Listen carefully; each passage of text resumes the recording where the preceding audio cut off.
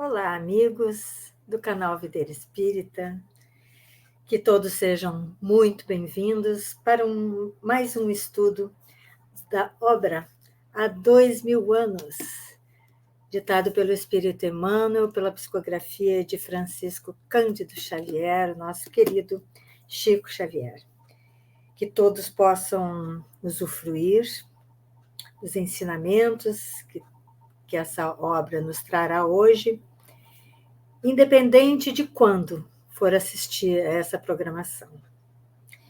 E para que possamos trazer uma ambiência adequada para o nosso estudo, vamos também, de autoria espiritual de Emmanuel, pela psicografia de Chico Xavier, vamos ler uma mensagem desta bela obra, Vinha de Luz. Então vamos começar o nosso estudo com a mensagem número 18.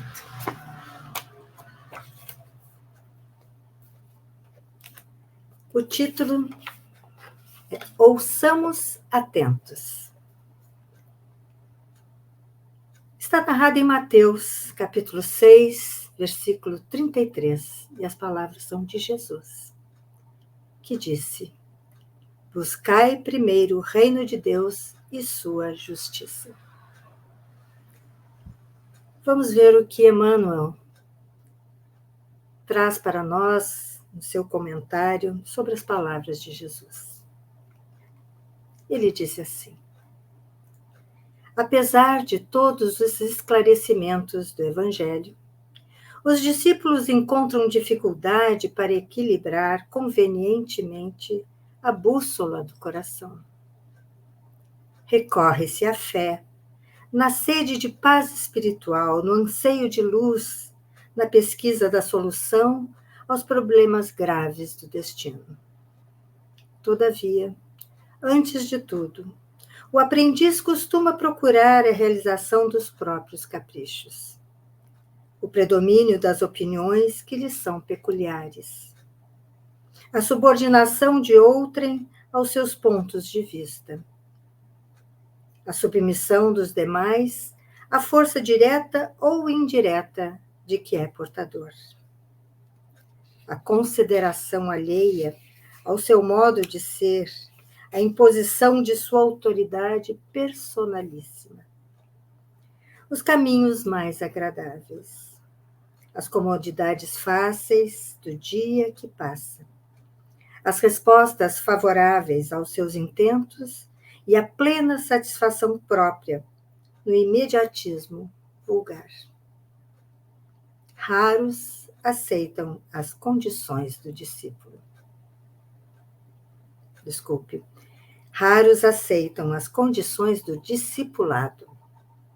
Em geral, recusam o título de seguidores do Mestre. Querem ser favoritos de Deus. Conhecemos, no entanto, a natureza humana, da qual ainda somos partícipes, não obstante a posição de espíritos desencarnados. E sabemos que a vida burilará todas as criaturas nas águas lustrais da experiência. Lutaremos, sofreremos e aprenderemos, nas variadas esferas de luta evolutiva e redentora. Considerando, porém, a extensão das bênçãos que nos felicitam a estrada, acreditamos seria útil à nossa felicidade e equilíbrio permanentes ouvir com atenção as palavras do Senhor. Buscai primeiro o reino de Deus e sua justiça. Vamos orar?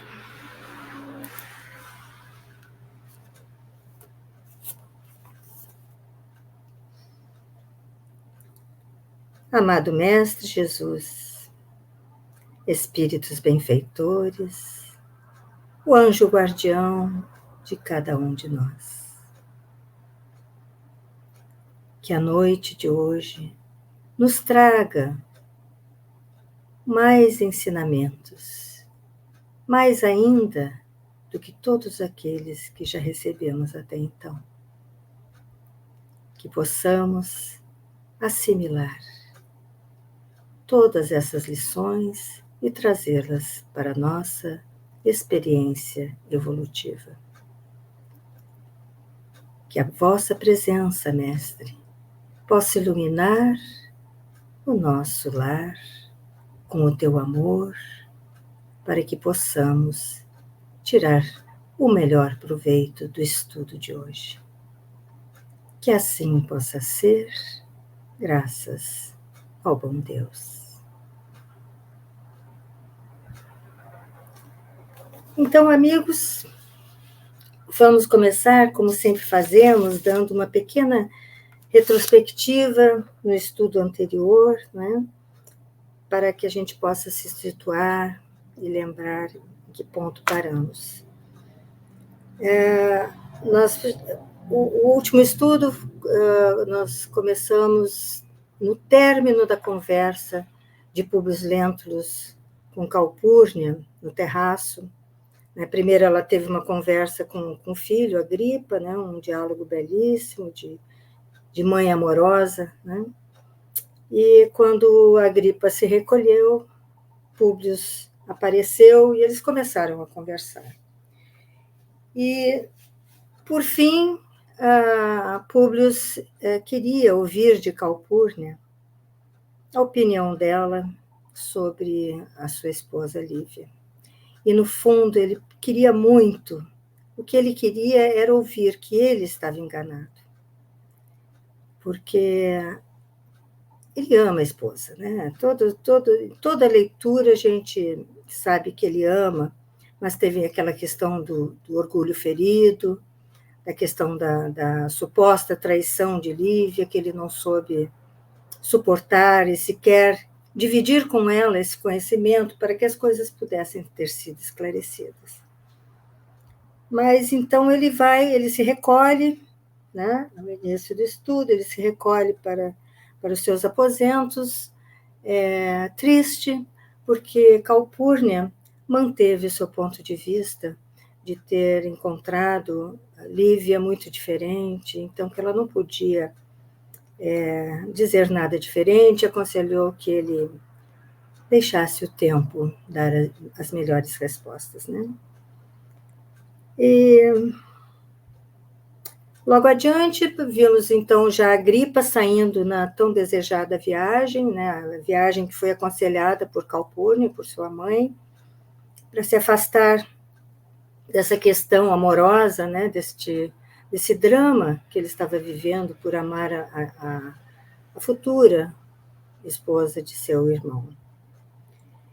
Depois vimos Aurélia, despeitada, né, por não ter conseguido reconquistar Plínio, ela aceita, por fim, a conselho da mãe, o pedido de casamento do jovem Emiliano Lúcius, que era, na visão da mãe, um bom partido, né? Depois, então, vimos até a cerimônia de casamento de Plínio e Flávia, e nessa cerimônia está presente o escravo liberto, Saul, né, que, como Calpurnia disse, representaria o filho Agripa, que estaria ausente. E Saul, ao ver Flávia, se encanta por ela, se apaixona, né, e fica impressionado com Flávia. E nessa situação, nessa cerimônia, né, do casamento, não teve como Públio e Saul de Gióras não se encontrarem, né? É inevitável esse encontro. E Públio fica cismado com o semblante, com a figura de Saul, tendo a noção, assim, a impressão de o conhecer, né? Por sua vez, Saul o reconhece, sabe muito bem quem é Públio Lentulus, né, o responsável pela sua prisão. E aí, então, ele ganha uma vantagem sobre Públio, né, por saber. E como o próprio pai, como o André, ele também tem esse desejo de vingança. Aí depois entramos, então, no capítulo 3º, intitulado Planos da Treva. E esse título já nos mostra, né, que teremos trevas pela frente. E daí o capítulo começa com Flávio, com a informação de que Flávia e Plínio foram morar no palacete da família Severus, né, com Calpurnia, e que Saul adiou a sua viagem para Massílias por 2 meses, né, para poder ficar ali, vendo Flávia, né? Ele, então, até porque, como liberto daquela casa, daquele palacete, ele permanece ali hospedado também. Né? E por estar ali hospedado, torna-se comum o encontro de Saul com Públio Lentulus. E num encontro desses, Públio pergunta inesperadamente para Saul se por acaso o pai de Saul se chamava André de Gioras. E Saul se surpreende, né, com isso, mas mantém a linha e mente descaradamente, dizendo que não, que o pai não tinha esse nome, que o pai era um agricultor, explica para ele quem foi o pai, que melhorou de vida com o pouco que ele pôde ajudar financeiramente, e então que ele foi salvo, né, na realidade, por ter caído nas mãos da família Lentulus, da família Severus, desculpa, e pergunta, né, a Públio por que ele fez essa pergunta. E Públio diz que é porque por causa da aparência dele, né, que lembrou muito André de Gioras, esse agricultor que ele conheceu, que esteve conversando com ele na Palestina. Enfim. E Saul ainda pôde realmente dizer, né, que não era de Gioras, porque ele, com a libertação e com a sua fortuna, ele pôde começar a usar uma denominação romana. Né? Então, ele abandonou o sobrenome de Gioras.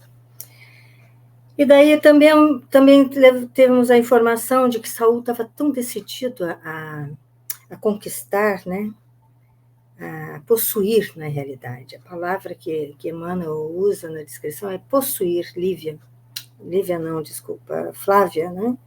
Ele realmente ficou apaixonado e queria possuir Flávia, a ponto de abrir mão da vingança e de até entregar o jovem Marcos de volta à família Lentulus. E também ficamos conhecendo um célebre feiticeiro chamado Araxes, que é procurado por Fúvia e Aurélia, que já casada com Emiliano Lúcius, ela vai procurar esse feiticeiro, né, esse Araxes, para que ele ajudasse ela a conquistar Plínio. Só que Araxes, ele é trazido, ele recebe, vamos dizer assim, com certeza de bons espíritos, a mensagem de que ela deveria descartar a possibilidade ou a tentativa de reconquistar Plínio, porque ele pôde ver que numa existência passada ela ela cometeu os mesmos enganos que estava cometendo agora, né? E ela estava disposta a cometer novamente esse engano porque o homem que ela queria já era destinado a outra mulher. E ele aconselha, então, a que ela não separe o casal, Plínio e Flávia. E Arestes ele fala nesse encontro tantas verdades sobre, não só sobre Aurélia, mas também sobre Fúvia, que fica indignada, foram ofendidas, as duas se sentiram ofendidas e resolvem ir embora. E vão embora. 2 horas depois, Arestes recebe um jovem e fica abismado com a coincidência, né? Porque quem o procura ali é Saul, buscando também interferir nessa relação de Flávia e Plínio. E ele também começa aconselhando Saul de que ele não deve fazer isso, até porque a religião dele, né? Ele como judeu, não deve cobiçar a mulher do próximo. E ele, então, aconselha que ele não faça isso, porque o casal está realmente unido, porque deve estar unido, só que o feiticeiro, quando recebe a oferta de moedas de ouro que Saul faz a ele, não resiste. Então, ele até começa a mostrar possíveis exceções, né? Mas pede, então, que ele tenha paciência, porque ele tem que esperar que, no futuro, esse casal vai enfrentar dissabores que são importantes para que eles vençam as suas diferenças de outras existências, né? Então, eles têm que vencer essas provas que virão pela frente. E que, então, nesta situação, nesta época, talvez Saul tivesse alguma chance de conquistar a Flávia, né? Só que a questão serão anos, né? Anos à frente, então ele tem que realmente esperar. E daí,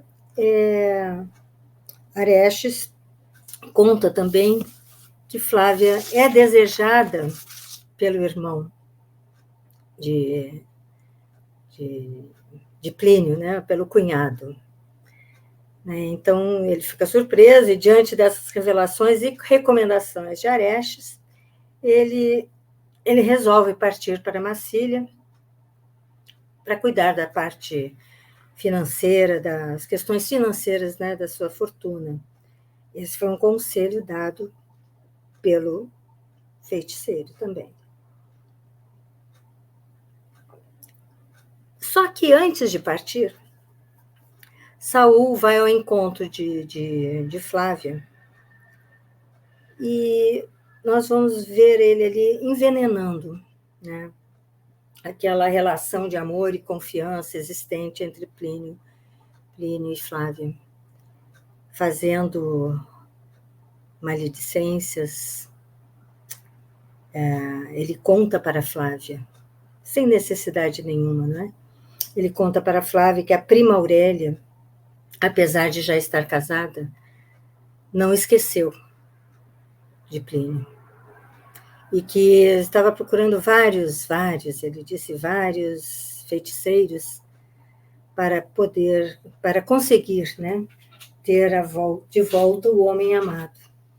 E isso, é claro, abalou muito Flávia, né? Agora, nesse momento em que ela sente abalada com tudo aquilo que Saul traz a ela, nós podemos ver claramente que ela reage da mesma forma que o pai dela reagiu quando, da vez que Sulpício e também, primeiro foi Fúvia, depois foi Sulpício, que trouxeram a ele a questão do da suposta traição de Lívia com Pilatos. E ele reagiu com a mesma maneira, ele engoliu a dor, e ela faz o mesmo. Escondeu a perturbação e orgulhosamente disse que não tinha por que duvidar do esposo, com quem eles viviam uma relação segura, e ele era o homem que ela idealizou para ela. Então, ela não mostra em momento algum a sua fragilidade, né? E aí nós encerramos neste ponto da história o estudo da semana passada. Então, hoje nós vamos retomar por aí, para quem tem essa edição de há 2000 anos, nós estamos na página, vamos ver aqui, na página 209, bem lá embaixo, no antepenúltimo parágrafo.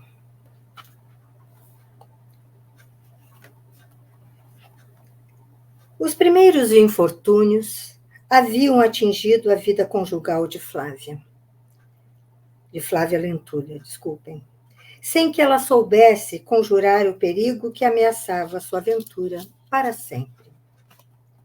Nesta noite, Plínio Severus não encontrou em casa a criatura mimosa e adorável da sua dedicação e do seu amor profundo. Na intimidade da alcova, encontrou a companheira cheia de recriminações descabidas e importunas, tocada de tristezas amarguradas e incompreensíveis, verificando-se entre ambos os primeiros atritos que podem arruinar para sempre, no curso de uma vida, a felicidade de um casal, quando seus corações não se encontram suficientemente preparados para a compreensão espiritual, no Instituto das Provas Remissoras, embora a estrada divina de suas almas gêmeas seja um caminho glorioso para os mais elevados destinos. Então, já estava abalada, né, a relação por causa do comportamento, das atitudes de Flávia. E eles tinham um futuro promissor pela frente. Mas essa situação toda, né, as recriminações que ela fazia, começou a fazer, essa tristeza toda começou já de cara a abalar esse relacionamento. Em breves dias, Saul regressava a Massília, esperançoso de concretizar algumas realizações de ordem material, de modo a regressar a Roma no menor espaço de tempo. E a vida das nossas personagens continuava na capital do Império, quase com a mesma fisionomia de sempre. O senador Lentulus prosseguia engolfado nas suas cogitações de ordem política, procurando sempre que possível a residência da filha, onde mantinha as mais longas palestras com Calpurnia sobre o passado e as necessidades do presente.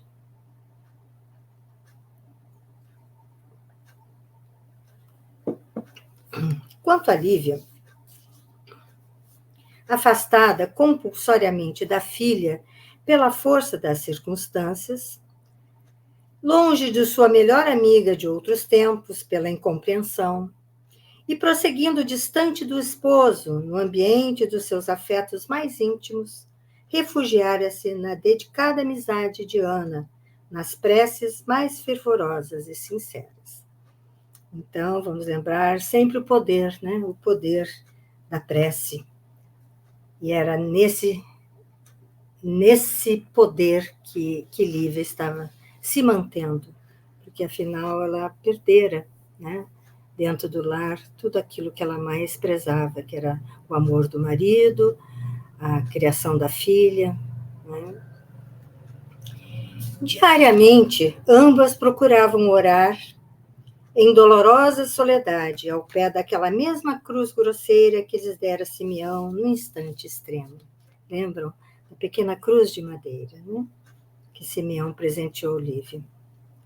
Muitas vezes, ambas, em êxtase, notavam que o pequenino madeiro se tocava de luz tenuíssima, ao mesmo tempo que lhes parecia ouvir longe no santuário do coração e dos pensamentos exortações singulares e maravilhosas. Afigurava-se-lhes que a voz branda e amiga do apóstolo da Samaria, não é? O ancião Simeão, voltava do reino de Jesus para ensinar-lhes a fé, o cumprimento do dever de caridade fraterna, a resignação e a piedade. Ambas choravam, então, como se nas suas almas sensíveis e carinhosas vibrassem as harmonias de um divino prelúdio da vida celeste. Nessa época, instruída por alguns cristãos mais humildes, Ana cientificou a senhora das reuniões nas catacumbas. Então vamos ver aqui, para a gente ter uma pequena noção das catacumbas, né? Elas eram o refúgio perfeito, onde os cristãos podiam expressar visivelmente a sua fé, eles não precisavam calar, não é? Ali dentro das catacumbas eles podiam exteriorizar, né, a sua fé por meio de imagens e símbolos. Eles pintavam, decoravam as catacumbas com verdadeiras obras de arte do período conhecido como paleocristão. Aqui temos uma outra, né, são obras lindíssimas. E era nesses lugares, então, nessas catacumbas escavadas no solo, né, que as reuniões dos cristãos aconteciam escondidas, não? Somente ali podiam reunir-se os adeptos do cristianismo nascente, porquanto, desde os seus primeiros eventos na sociedade romana, foram as suas ideias consideradas subversivas e perversoras, desculpe. O império fundado com Augusto, que significou a maior expressão de um Estado forte em todas as épocas do mundo, depois das conquistas democráticas da República, não tolerava nenhum agrupamento partidário em matéria de doutrinas sociais e políticas. Verificava-se em Roma o mesmo que hoje, com as nações modernas, a oscilarem entre as mais variadas formas governamentais, ao longo do eixo dos extremismos e dentro da ignorância do homem, que teima em não compreender que a reforma das instituições tem que começar no íntimo das criaturas.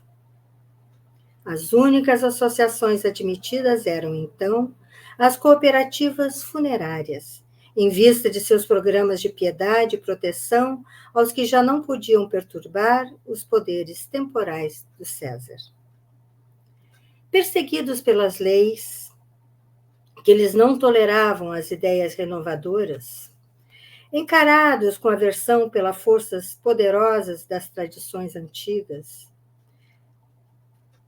os adeptos de Jesus não ignoravam a sua futura posição de angústia e sofrimento.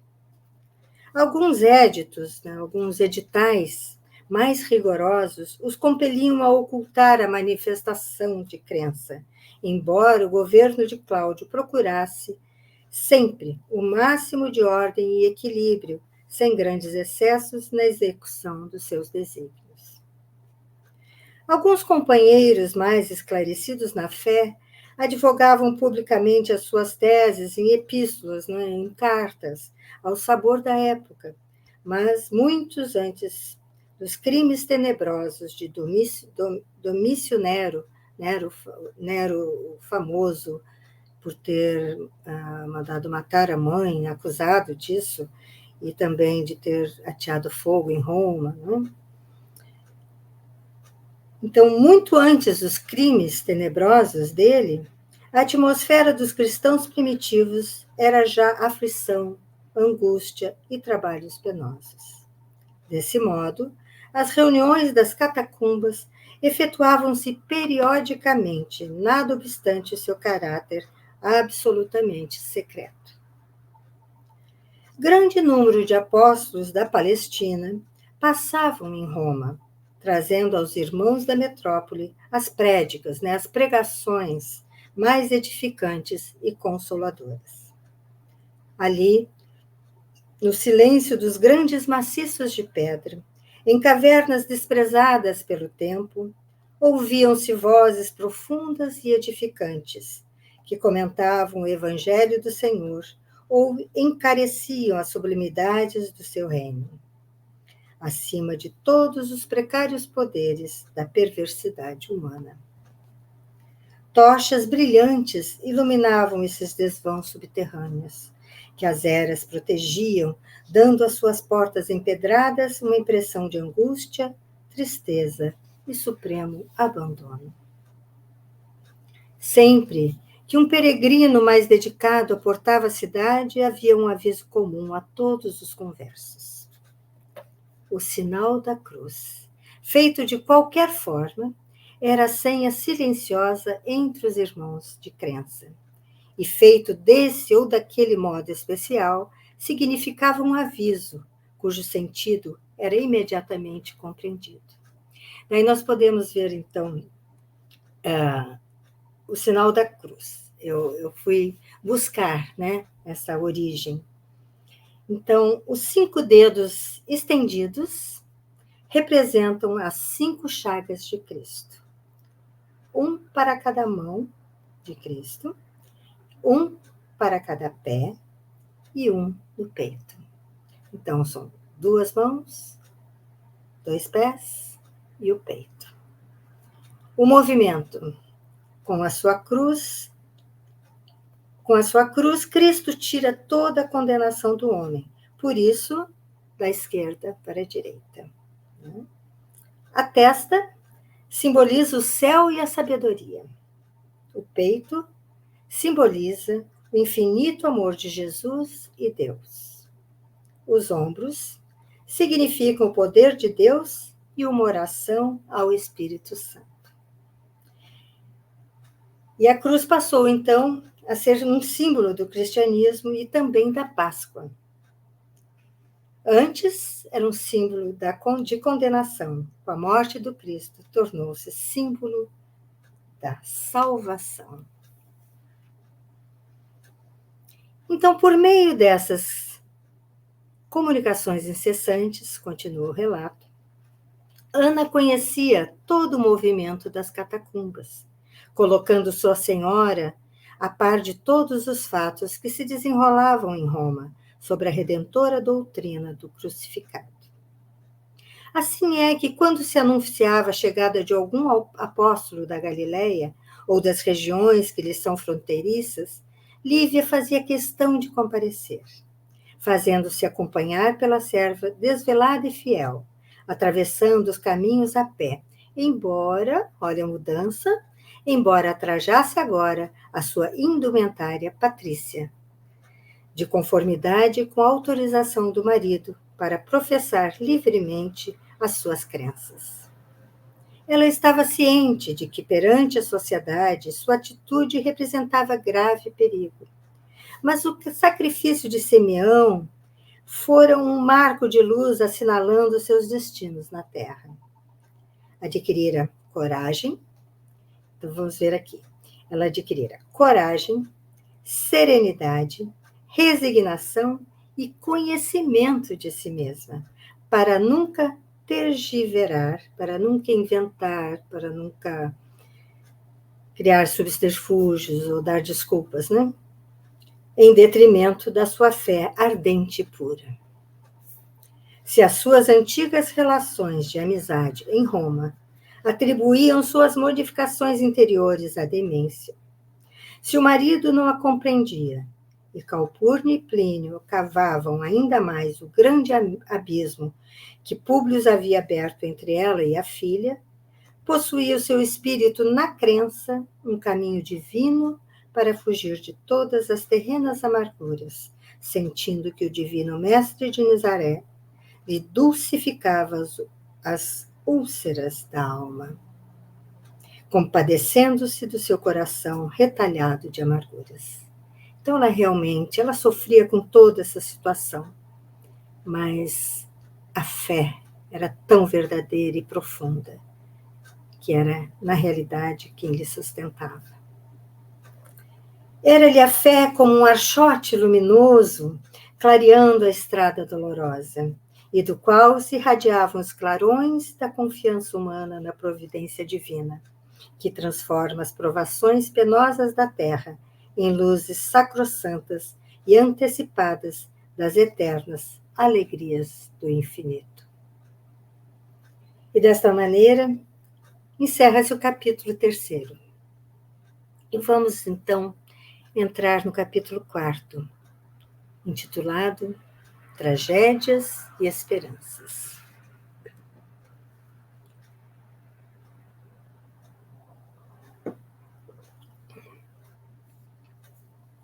A vida real sempre é prosaica, sempre é comum, sem fantasia nem sonhos. Assim decorre a existência das personagens desse livro, na tela viva das realidades nuas e dolorosas do ambiente terrestre. Os que atingem determinadas posições sociais, bem como os que se aproximam do crepúsculo da vida fragmentária da Terra, poucas novidades têm a contar com respeito ao curso de cada dia. Há um período na existência do homem em que lhe parece não mais haver a precisa pressão psíquica do coração, a fim de que lhe se renovem os sonhos e as aspirações primeiras, figurando-se a sua situação espiritual cristalizada ou estacionária. No íntimo, não há mais espaço para novas ilusões ou reflorescimento de velhas esperanças. E a alma, como em que em doloroso período de expectação e forçado silêncio, queda-se no caminho, contemplando os que passam, presa aos cordéis da rotina, das semanas uniformes e indiferentes. Estamos vivendo agora o ano 57. Então, temos aí 10 anos que já se passaram. E a vida dos atores deste drama doloroso apresenta-se quase invariável no desdobramento infindo dos seus episódios comuns e angustiosos. Apenas uma grande modificação se fizera na residência de Calpurnia. Plínio Severus, nas suas radiosas expressões de vitalidade física, já havia recebido as maiores distinções por parte das organizações militares, que garantiam a estabilidade do império. Longas e periódicas permanências nas Gálias e na Espanha lhe haviam angariado honrosíssimas condecorações, mas no seu íntimo, a vaidade e o orgulho haviam proliferado intensamente. Não obstante, apesar de a generosidade de seu coração. Os primeiros ciúmes ásperos da esposa fizeram-se acompanhar de consequências maléficas, consequências nefastas e dolorosas. Vamos falar um pouquinho sobre ciúmes. Nós temos então aí, no Livro dos Espíritos, no livro 4º, capítulo 1,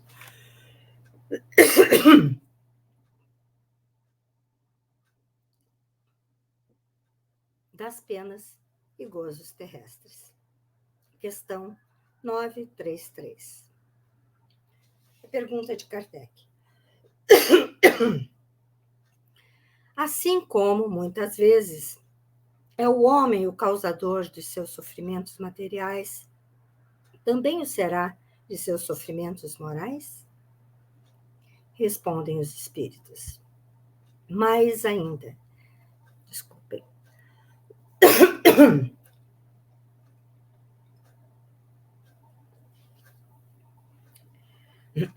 Mais ainda, porque os sofrimentos materiais, algumas vezes, independem da vontade.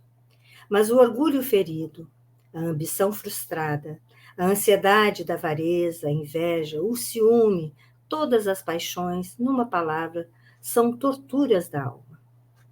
A inveja e os ciúmes, felizes os que desconhecem estes dois vermes roedores. Para aquele que a inveja e o ciúme atacam, não há calma nem repouso possíveis. À sua frente, como fantasmas que lhe não dão tréguas e o perseguem até durante o sono, se levantam os objetos de sua cobiça, do seu ódio, do seu despeito. O invejoso e o ciumento vivem ardendo em contínua febre. Será essa uma situação desejável? Não compreendeis que com as suas paixões o homem cria para si mesmo suplícios voluntários, tornando-se-lhe a terra verdadeiro inferno? Então nós temos aí, no Livro dos Espíritos, algo para nos fazer pensar, parar, analisar e ver que nós somos felizes se não tivermos dentro de nós a inveja e o ciúme. E aqui, então, os ciúmes tomaram conta de Flávia. E com isso, ela viveu com esses fantasmas a persegui-la, a transformando, né, aquele casamento tão repleto de amor e confiança, transformando aquela união em algo triste, dolorido, né, trazendo a ela muitas frustrações, com certeza tirando o sono, fazendo-a imaginar coisas, e isso tudo, esse ambiente nocivo ao amor, afastou o esposo. Então, nós podemos, agora adiante, tomar conhecimento de como seguiu a vida do casal diante desses ciúmes, e lembrando que ele foi plantado pela maledicência, pela maldade de Saul.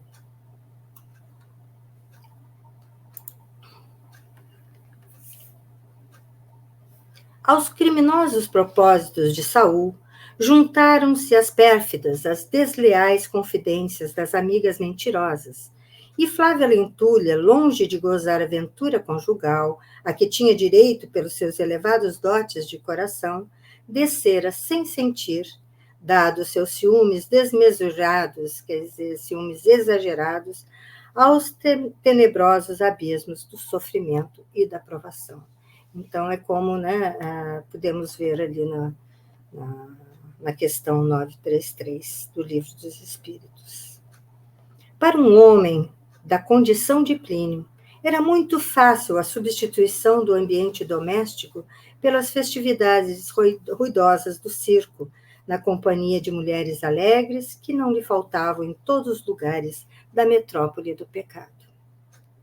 Em breve, o carinho da esposa foi substituído pelo falso amor de numerosas amantes. Debalde, quer dizer, inutilmente, procurou Calpurnia interpor seus bons ofícios e carinhosos conselhos, e, em vão, prosseguia a jovem esposa do oficial romano no seu martírio imperturbável e silencioso. As únicas queixas de Flávia eram guardadas pelo coração generoso da mãe de seu marido, ou então confiadas ao espírito do pai, em confidências amarguradas e penosas. Públio Lentulus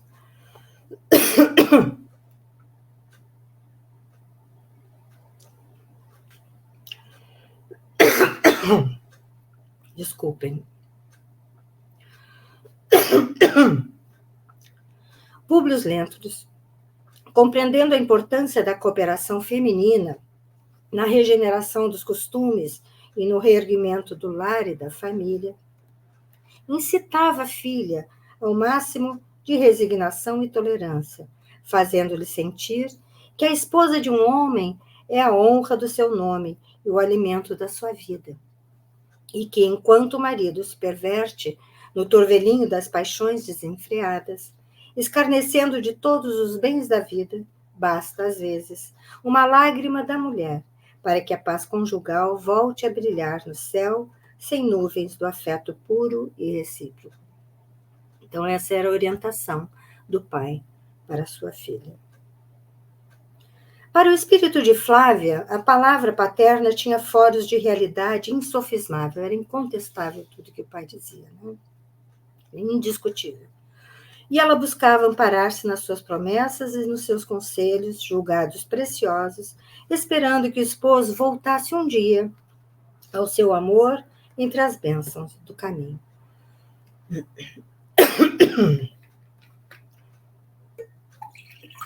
Vocês me desculpem, mas hoje a tosse está me pegando.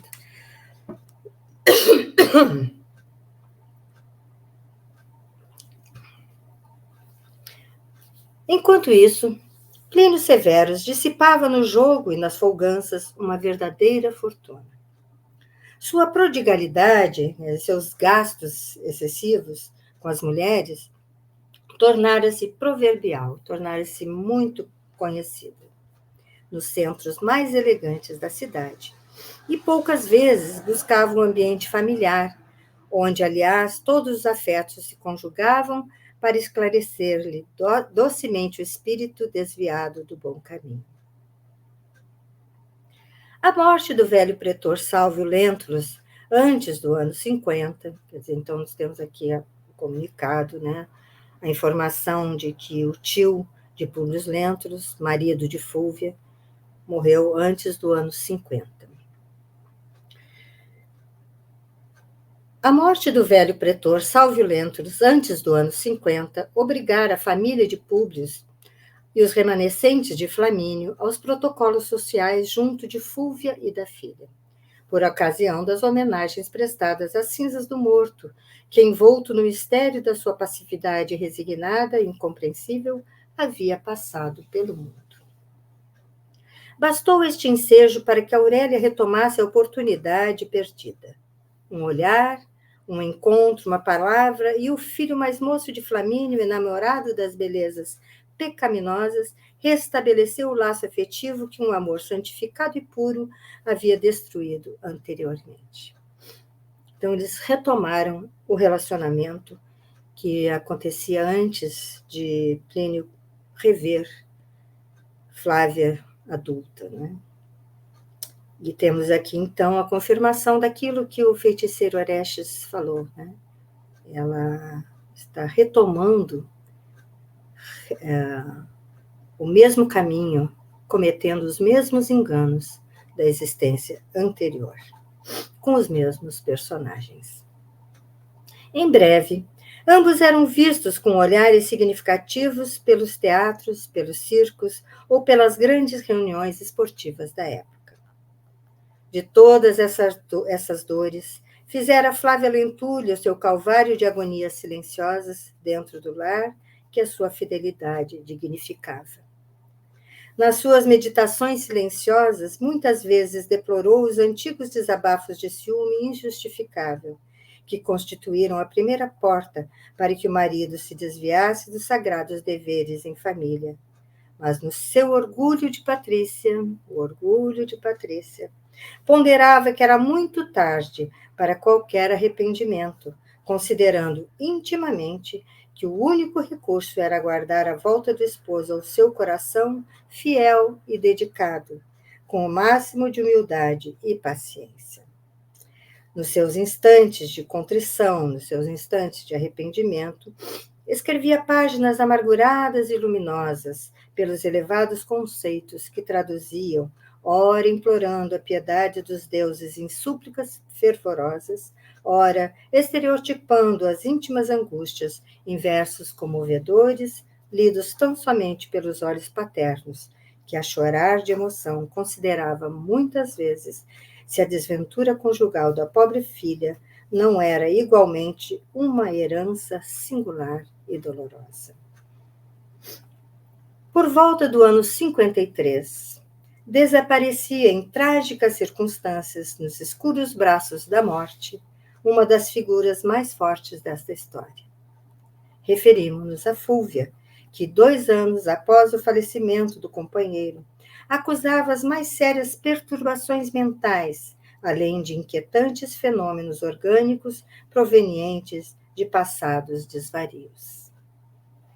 Feridas cancerosas devoravam-lhe os centros vitais e, por 2 anos a fio, o corpo emagrecido era forçado às mais penosas e incômodas posições de repouso, enquanto os olhos inquietos e arregalados dançavam nas órbitas, como se nas suas alucinações fosse compelida a vidência dos quadros mais sinistros e tenebrosos. Nessas ocasiões, não encontrava a dedicação da filha, que não soubera educar, sempre atarefada nos seus constantes compromissos de festas, encontros e representações sociais numerosas. No entanto, a misericórdia divina, que não abandona os seres mais desditosos, dera-lhe um filho carinhoso e compassivo para as dores expiatórias. Emiliano Lúcius, o marido de Aurélia, era desses homens dignos e valorosos, raros na paciência e nas mais elevadas virtudes domésticas. Noites e noites sucessivas, velava pela velhinha infeliz que as dores físicas castigavam impiedosamente, com o azorrague dos suplícios atrozes. Nos seus últimos dias, vamos ouvir-lhe as palavras desconexas e dolorosas. Noite alta, quando as próprias escravas descansavam, subjugadas pela fadiga e pelo sono, parecia que seus ouvidos de louca se aguçavam, espantosamente, para ouvir os ruídos do invisível, dirigindo impropérios às suas antigas vítimas, que voltavam das mais baixas esferas espirituais para rodear o leito de sofrimento e morte. Ela já estava sendo, então, obsediada antes mesmo de desencarnar, né? Depois ela teria, certamente, um encontro com seus obsessores. Olhos desmesuradamente abertos, como se fixassem visões fatídicas e horrorosas, exclamava a pobre velhinha, abraçando-se ao genro, no auge das suas frequentes crises de medo e desesperação inconsciente. Emiliano, exclamava em atitudes de pavor supremo, este quarto está cheio de seres tenebrosos. Então vamos ver, acompanhar aqui todas as visões que ela estava tendo, né? Não percebes? Ouve bem. Ouço-lhes os impropérios rijos e as sinistras gargalhadas. Conheceste Sulpício Tarquínios, o grande lictor de Pilatos? Ei-lo que chega com seus legionários mascarados de treva. Falam-me da morte, falam-me da morte. Socorre-me, filho meu. Sulpício Tarquínios tem um corpo de dragão que me apavora. Crises de soluço e lágrimas sucediam-se a essas observações angustiosas. Acalma-te, mãe, exclamava o militar, consternado até as lágrimas. Tenhamos confiança na bondade infinita dos deuses. Ah, os deuses, gritava agora infeliz em histéricas gargalhadas. Os deuses! Onde estariam os deuses desta casa infame? Emiliano, Emiliano, nós é que criamos os deuses para justificar os desvarios de nossas vidas. De nossa vida, desculpe. O Olimpo de Júpiter é uma mentira necessária ao Estado. Somos uma cafeira enfeitada na terra com um punhado de pó. O único lugar que deve existir de fato é o inferno, onde conservam os demônios com seus tridentes no braseiro. Ei-los que chegam em falanges escuras. E, apegando-se fortemente ao peito do oficial, gritava disparatadamente como se buscasse ocultar o rosto de sombras ameaçadoras. Nunca me levareis, malditos, para trás, canalhas. Tenho um filho que me defende de vossas investidas tenebrosas. Emiliano Lúcius acariciava bondosamente os cabelos brancos da desventurada senhora, incitando-a a implorar a misericórdia dos deuses, de modo a balsamizarem-lhe os rudes padecimentos. De outras vezes, Fúlvia Prócula, como se tivesse a consciência despertada por um raio divino, dizia mais calma ao filho que o destino lhe havia dado.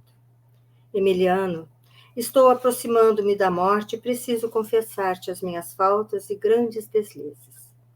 Perdoa-me, filho, se tamanhos trabalhos te hei proporcionado.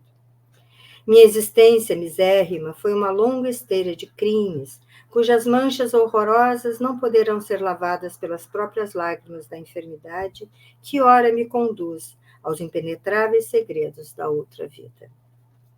Nunca, porém, consegui ponderar as amarguras terríveis que me esperavam. Hoje, nas pesadas sombras da alma, sinto que minha consciência se tisna do carvão apagado do fogo das paixões nefastas que me devoraram o penoso destino. Fui esposa desleal, impiedosa e mãe desnaturada. Quem se apiedará de mim, se houver uma claridade espiritual após as cinzas do túmulo? Deste leito de loucura e agonia desesperada, vejo o desfile incessante de fantasmas hediondos que parecem esperar-me no pórtico do sepulcro. Todos profligam, criticam duramente, Todos criticam duramente meus crimes passados e mostram-se jubilosos com os padecimentos que me arrastam à sepultura. Sem uma crença sincera, sinto-me entregue a esses dragões do imponderável que me fazem evocar o passado criminoso e sombrio. Uma torrente de lágrimas, de compulsão e arrependimento seguia-se a esses instantes vertiginosos de raciocínio e lucidez. Emiliano Lúcius afagava-lhe com carinho a face rugosa, imergindo-se ele mesmo em cismas dolorosas. Aquele quadro lancinante era bem o fim tempestuoso de uma existência de deslizes clamorosos, de deslizes ruidosos. Sim, ele tudo compreendia agora. A rebeldia da esposa, sua incompreensão, os atritos domésticos, aquela sede insaciável de festas, A pobre louca, na sua inconsciência espiritual, fez um sinal afirmativo. Opa, desculpe, eu pulei uma página, bem que eu vi que não fazia sentido a leitura. A rebeldia da esposa, sua incompreensão, os atritos domésticos, aquela sede insaciável de festas ruidosas em companhia de afetos que não eram os dele, deviam ser os frutos amargos da educação viciada e deficiente. Seu coração, porém, estava cheio de generosidade sem limites. Era um bom homem, não é? Espírito valoroso, compreendia a situação e quem compreende, perdoa sempre. Nós vamos fazer uma pausa por aqui, deixando para a próxima semana, para o próximo estudo, a continuação deste momento entre Emiliano e sua sogra, Fúvia.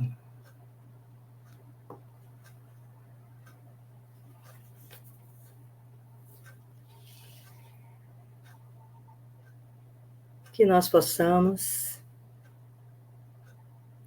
elevar ao alto a nossa prece do encerramento do estudo de hoje, tendo à nossa frente nosso Mestre Jesus. Amado Mestre, sê conosco nos dias que nos separam do próximo estudo. Que tenhamos sempre a tua companhia e que possamos percebê-la. Que tenhamos olhos de ver, ouvidos de ouvir.